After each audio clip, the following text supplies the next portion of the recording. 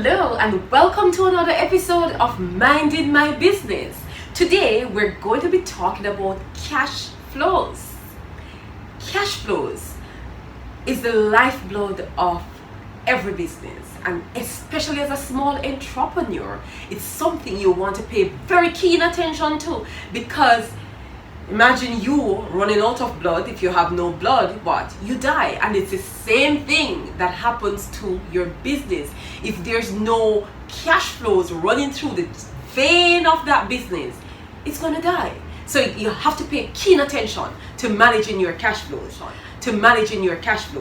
At Crystal Cameron Designs, KCD, we have two strategies that we have put in place to help us to manage our cash flows. Inflows is one way of managing your cash flows, and outflows is another way of managing your cash flows. So if you can get a balance of inflows and outflows, then your cash flows will be very balanced, and there's no need to call the ambulance for your business. No sirens going off here. So for inflows, have a payment term policy.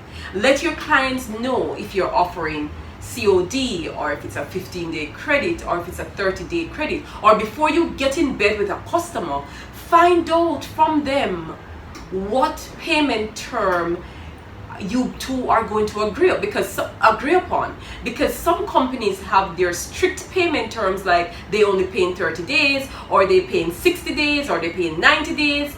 And if you don't find this out up front, you can go ahead and employ all your resources to produce a job, waiting thinking you're going to get paid, and then there's no money coming in for a long time, and so your business is now starving for cash. The second thing is never to undertake a big project without a deposit. Why? Because you end up using up all the little resources you have. Whether you're going to trust from people, or use a little money you have in the bank, or spend it on your credit card expecting to pay it back within a certain time, and then all of a sudden the client doesn't pay, and you're now left in a bind holding a big bag of expenses, not cash. Third thing that we do is to invoice jobs either pre-delivery, so the invoice goes with the job, or we invoice it as soon as possible after we send it. Because in this day of technology where you're sending invoices out by email, then I know it can be overwhelming as a small person because you're doing all the functions yourself most time, but try to put that as priority on your list. When you do a job, you send out your invoice immediately, because the sooner you can send your invoice is the sooner you can get paid, and the sooner you'll have more inflows. A fourth thing here is, when you send an invoice, don't take it as gospel that it is received and the client is okay with it and you're going to be paid. No, you have to do the follow up and the follow through, to call to find out, did you get the invoice? Is everything okay with the invoice? And to then ask in that breath sometimes, when will payment be made, when to expect the payment. So you can know one plan, say, all right, in 2 weeks I'm going to get that. Not that it's set in stone, but you can at least make a projected plan based upon the conversation with the client. So you have to make the next phone call, which is, client said to you 2 weeks, put it down on your calendar. So 2 weeks later, or sometime close to or close after, you're gonna call to follow up. Is the check ready? Because sometimes checks are ready for us in a place sitting down, and we neglect to call while we're starving for cash. I mean, it's the craziest thing, but we do it as small businesses. Sixth thing, when you get the check, for God's sake, lodge it in the bank. We used to have a style here when we were gathering up checks to, when it get to a certain amount, we lodge it. And you know what happened to me one day? I had the check waiting, and the check finally bounced when I lodged it. You know what the client said to me? It's my fault. So he's not taking responsibility, which was crazy, for the bounce check, because I held the check too long after he gave it to me. So when you get, from that, I learned the lesson. When I get a check from a customer, lodge it in the bank. The sooner you lodge it, the sooner that cash can free up for you to spend. Because remember that the banks have system of holding checks for X amount of days, depending on which bank or where or whatever system they have. So get it in the bank. Outflows is the second way to save. One way: save, save, save. Don't be in a rush to spend it as you make it. Oh gosh, we are so guilty of that. You know, because we started out so tiny, and so we didn't have a lot of the things that we actually needed to make our business comfortable. So boy, oh boy, as soon as we made money, I was buying this, I was buying that, because I wanted to make the place comfortable. And sometimes we did pay for that decision. So buy what you need to grow your business, but always keep in mind that you need to leave a little something back in the kitty. Don't leave yourself broke, to just in case. You never know. Second way to save on your inflows is cut unnecessary spending.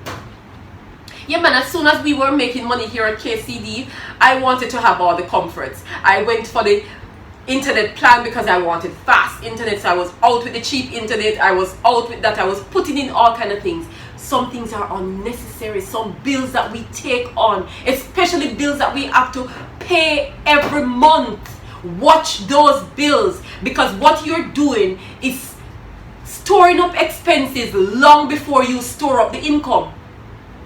So whether you make $1, your expense is up here, because you have gone and written yourself into deals that to pay monthly bills, like the JPS, the Lime, the Digicel, the rent, the water, the staff. All of these things are bills that are here whether or not you make $1 for that month. So watch what you add to this bill.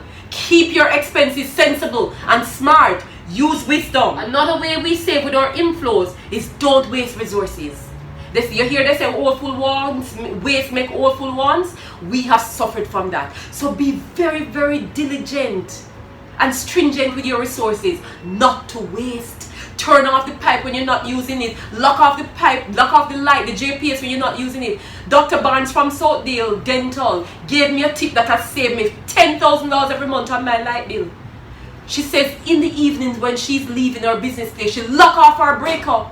At first I thought it was stupid, but I started doing it and my light bill went from $25,000 to $15,000.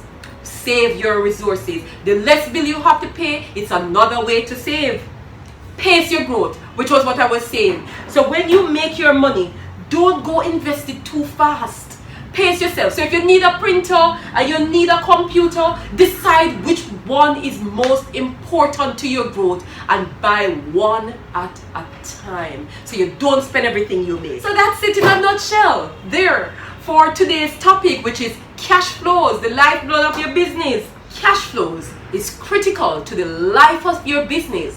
So as a small entrepreneur, put wise systems in place to manage your resources efficiently by balancing your expenses and your income, and hence your inflows and your outflows will be balanced and your business will not suffer. Your business will grow. So that's it for another episode of Minding Your Business. Until next time.